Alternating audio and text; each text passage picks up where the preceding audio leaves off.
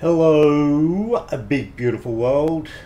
Today this, don't muck me about, I know you've got it, I know you raced out and bought it. This probably has to be the quickest selling aircraft or local legend or whatever to hit the sim so far.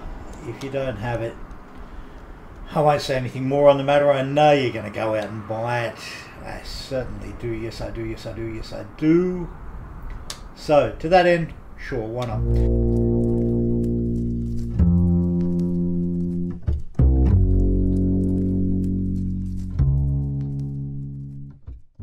V-35B. Now, I didn't want to labour long on this one, so I'm probably just going to take it. We'll do a lap. We'll do a circuit, I think. We'll start her up and see what's what. The reason I did buy it, and I was actually initially loath in spite of it selling like hotcakes, because it's an aircraft that defined rock and roll. Okay. Yep. I'm going to give it to her. We are so going to have this happen. Okay, so let's see what happens here. Hey, cool. Let's see what happens.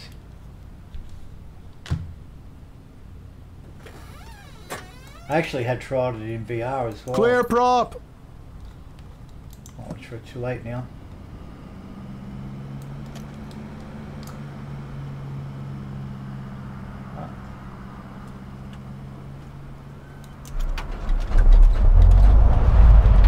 Oh, okay, that's a cool note. That is an impressive note. I like the livery. This is one of the liveries. I think I pulled down the livery before I got the aircraft, if I'm to be entirely honest. This is one of the liveries up on .to. It's pretty snazzy. Let's face it, let's call that beautiful metal. Okay, so it's the Dr. Killer. And there's raging, well not raging debate, but there is great debate as to whether that moniker is warranted. There's a kind of consensus that we see where the old lighter is. The flaps and the landing gear, well, the landing gear used to be where the lighter is, and so the Dr. Killer, because the affluent could afford to buy this thing, the landing gear was where the lighter was, and in their era, I think most of the accidents occurred when they were taking off or landing, and the error occurred because they went to hit landing gear up, I think, or landing gear down or whatever, hit flaps, and it was enough to give the old rotovaders on the V enough just take the authority away, and down she came. Now that, in a small way, I think it actually proved safer after testing, or after the stats rolled in the standard aircraft. That being said, CASA here in Australia definitely took it off the market by about 82 because of structural weaknesses in the V-tail, and I believe it ran from, it was manufactured from around December 45, so the end of the Second World War. Oh yeah, good on you, Reg. What are you up to? Up to about 82 in the States. So I'm not sure if they're already still flying.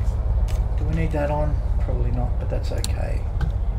Now, it's not so much about the aircraft for me today. It is more about where we are. Now, for anyone who's caught the other videos, you'll probably know why that's significant to me in this aircraft, because this, or a forebear not too far before it, is the one that went down in history as the day the music died. This is the V-35 took the lives of Buddy Holly, JP Richardson, the Big Bopper, Richie Valens, the pilot, and it is the day that rock and roll, the day that, as the song goes, the music died, February 3rd, I think, 1959.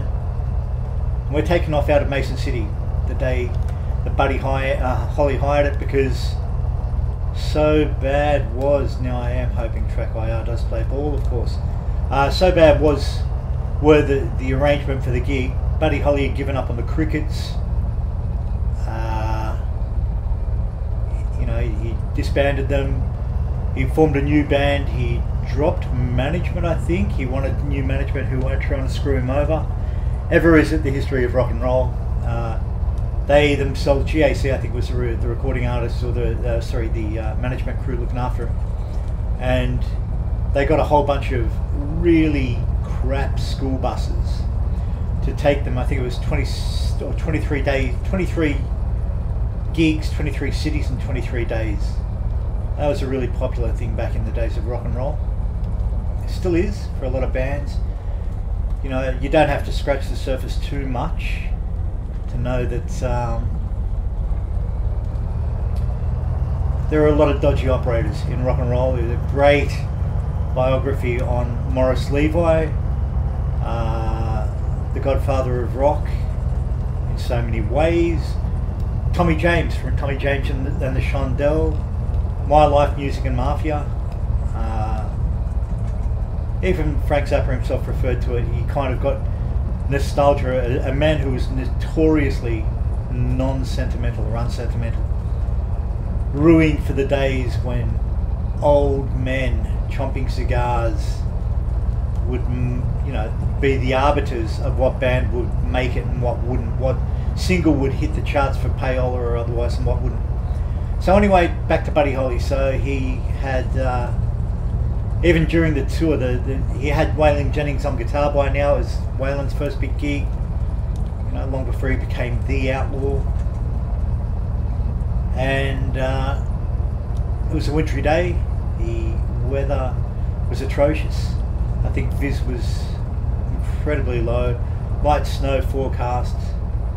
The pilot himself was quite a good pilot, but transpired he wasn't rated for anything but VFR. And they took off out of runway 17. Now it's runway 18. Now I'm trying here, if I sound somewhat circumspect in a few of the facts, it's because I'm trying to be respectful to Maria Elena Holly Diaz, who is still alive, I think, and living in Dallas, I want to say, I'm thinking. So Buddy Holly's widow is still very much alive. They changed that runway 17 to runway 18, which is this beastie. Pardon me please, excuse me please. So it just kind of seemed fitting that we take it up for a circuit. I won't fly all the way to Fargo, which is where he was originally headed, with the big bopper. But this is a bit of a love letter to rock and roll, and there's actually an add-on to it all as well, kind of added bonus. So we'll just open up the throttle, see how she goes. Have to keep her on the center line.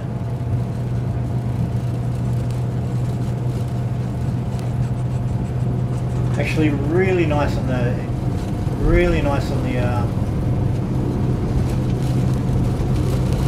holding the line. Okay, yeah, a bit squirrely getting off, but other than that.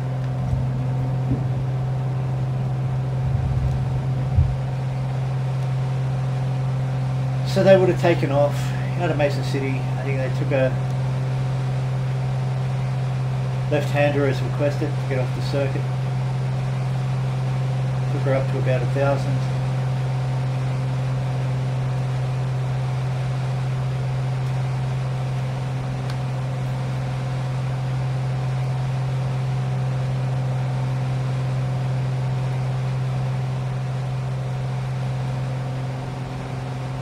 And Dwyer, I think the guy who ran the charter plane that Buddy Holly hired,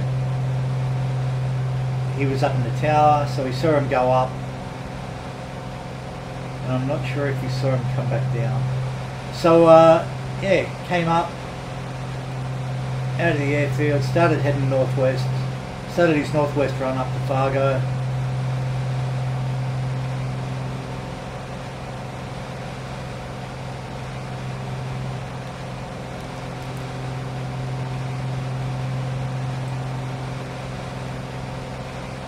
And about 6 mile out of town, or 6 mile up along the highway here. In the snow-covered fields, they saw that it had come down on its right wingtip. I know that sounds all shocking and maudlin and so on and so forth, or a little bit too ghoulish. Perhaps it is, I don't know. But Buddy Holly contributed so much to the world in such a short space of time. And his music lives to this day. It'll never die. It's great rock and roll, and it has influenced musicians ever since it was released.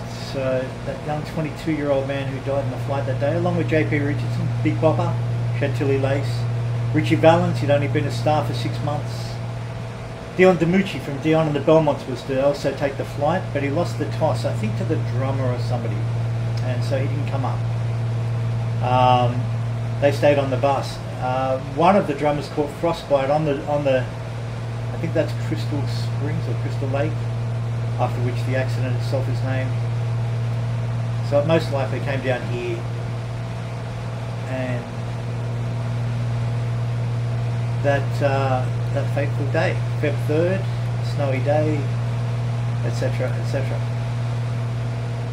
The other thing I wanted to mention, which is also a rock and roll story, hopefully with a difference. Now, it's the story of Daniel Johnston. Daniel Johnston, for anybody who knows, for anybody who's into what they call outsider music, that is to say music ostensibly made by arguably non-professionals, up to and including the likes of Wildman Fisher, recorded by Frank Zappa, and Moondog out of New York, and again I say this with all respect, BJ Snowden out of Massachusetts, Willis, what's his name?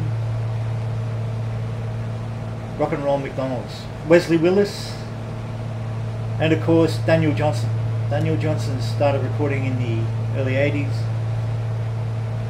He had an album called, I think it was called Hello Good to See You, which was only released on cassette, which he'd hawk at gigs, all recorded in his bedroom at his parents' place.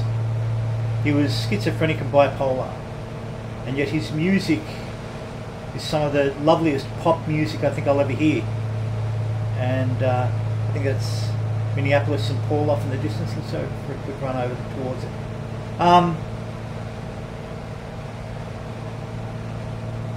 Yeah, quite incredible. And it was Kurt Cobain who made him famous because he wore a t-shirt with that "Hello, it's good to see you" on the cover, and that kind of gave him the notoriety he needed to start getting noticed.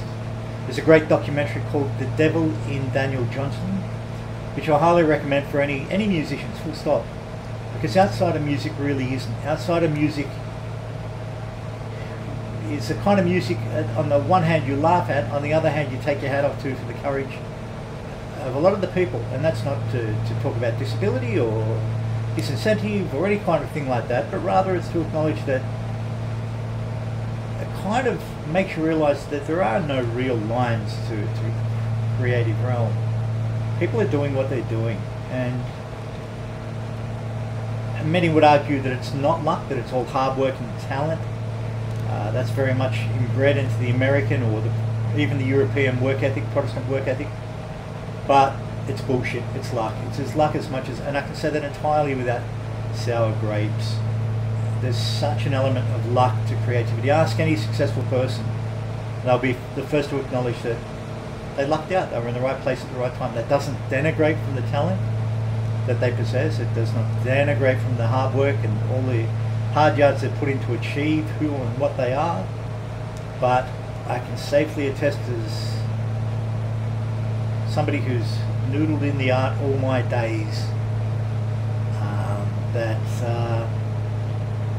I've probably seen more musos, more great artists, more great actors, more great musicians disappear without a trace into our own personal playlists, never to emerge anywhere else. Many local bands who, for whatever reason, couldn't do or say the right thing at the right time, and that's how it goes, but it does not detract from the magic of what they gave to the world for that period that the muse did shine upon them, no matter what field they're in.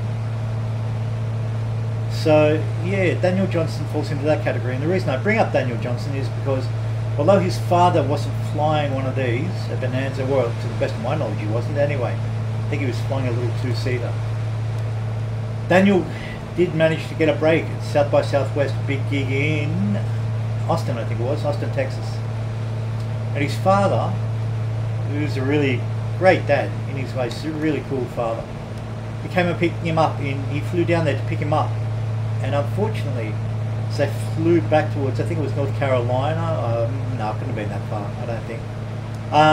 But Daniel had a psychotic episode, and he thought that Casper the Friendly Ghost was trying to help them, make them crash. So he ripped the keys out of the ignition, and Bill Johnson, Daniel's father, actually did manage to land the aircraft, and they got away with a few scrapes and bruises, which is quite miraculous. I think they plunged from 3,600 feet, so it was a hell of a drop. But there you go, the story of Buddy Holly flying out of Mason City, or Crystal Springs here, and the story of Daniel Johnston.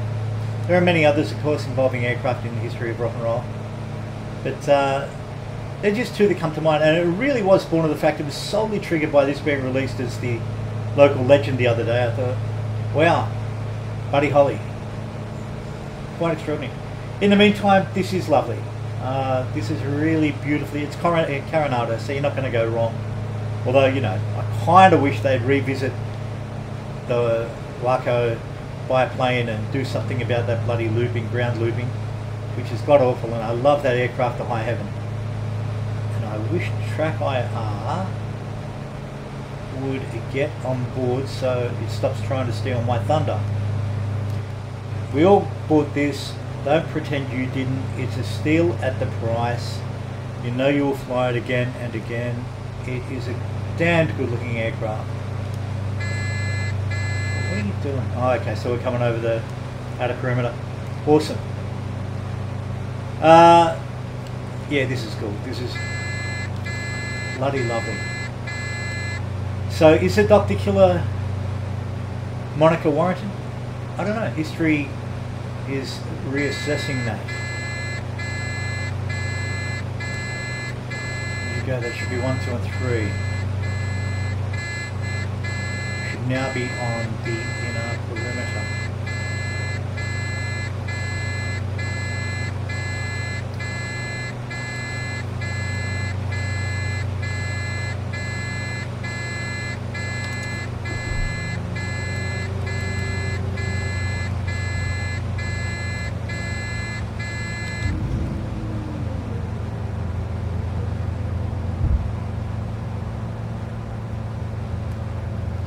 So we're coming over this way. So, you know, you get, it's very easy to offer up conjecture about what life might be like had they all hopped back in the freezing buses, the rubbish buses that the tour management crew had organised. Very easy to... it is remarkable to speculate, you know, if life had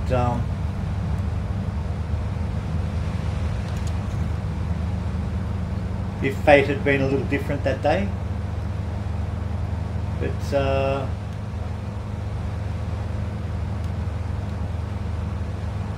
aircraft and rock and roll, in a way, there's, yeah, massive tie-in. But whenever anyone, yes, I think we all think of the Dr. Killer, but I can't help it. My immediate thought when I saw this up on Marketplace was, come on kid, was Buddy Holly. Too fast across the threshold.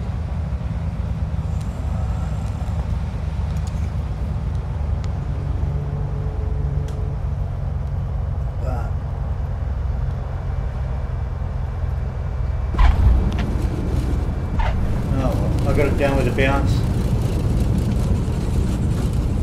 So, whoa, that was rough. It was. I'm glad we are down. Ain't that the story of rock and roll, my friend?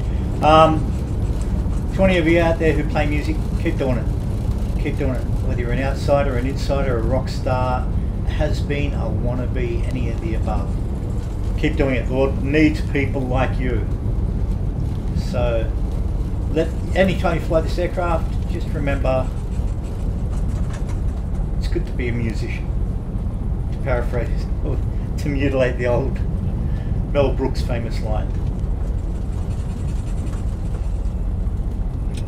We'll take it back in, we'll park it, and I might sign off and go back to flying around Australia.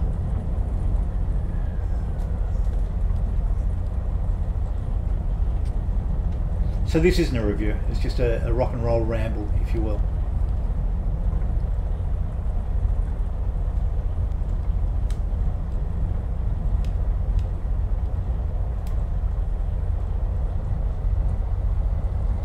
And the fact that I love steam gauges. And the fact that TrackIR absolutely shits me to tears some days.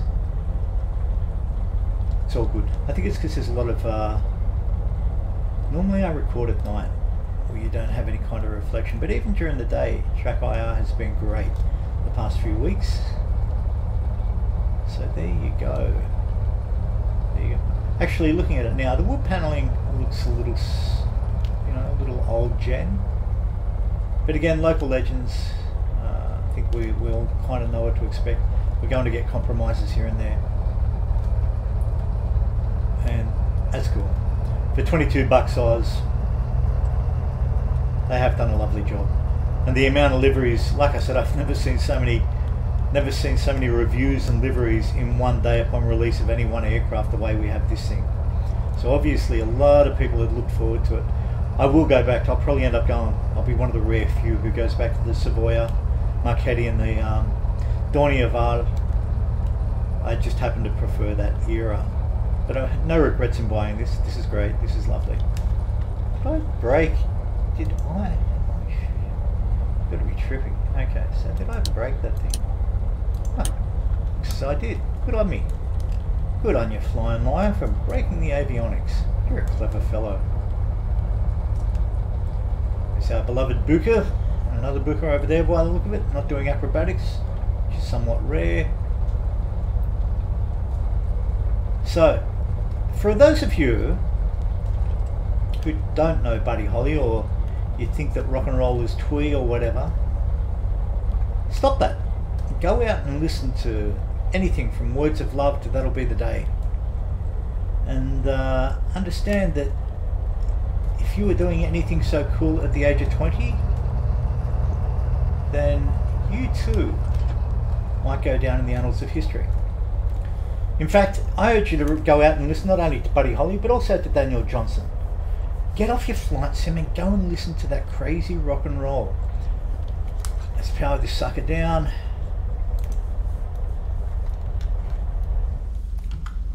Yeah, for sure. I know I should have had the pump on as we go. Good on me, very naughty.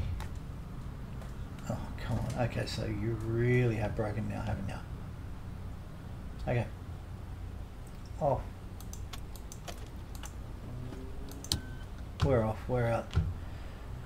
Okay, big beautiful world.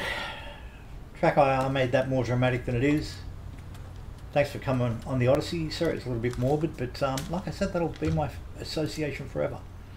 When it comes to the V-tail. But it is a gorgeous looking beast. It is not, and I will reiterate that completely, it is not as gorgeous as the Model 18 or the Model 17. And I will fight anybody up the back of the woodwork room at 3 o'clock after school who says otherwise. I jest. Alright, big beautiful world. Have a grand day. I will see you later. Bye.